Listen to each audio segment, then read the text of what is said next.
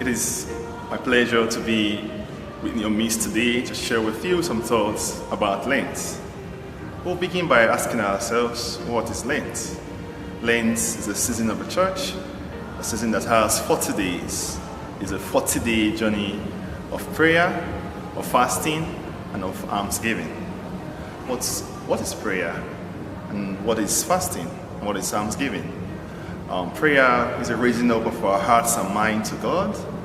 Fasting is depriving ourselves of some worldly pleasures. And almsgiving is giving to the poor in such a way that we will not give to God. Now, in Lent, we do these three things in a more profound way.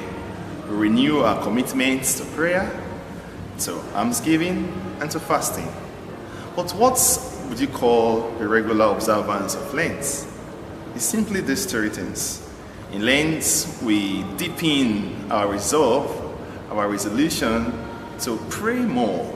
We try to go an extra mile in prayer during Lent. In Lent also, we try to abstain from some worldly pleasures like food, like some vice, some sins. And also in Lent, we try to show more care and concern to our neighbors, okay, in form of almsgiving. Now, what would you say is your goal for Lent, at least the Lent for this year? Well, most times, some persons make the mistake of trying to do everything in Lent. They want to say, okay, this year's Lent, I'll try to avoid all forms of vice and sins. But it is better to say, this year, this Lent, I will try to avoid pride. I will work on my pride. I will do better in being humble. And you go through the season of Lent with this conviction, with these prayerful requests to God. Okay?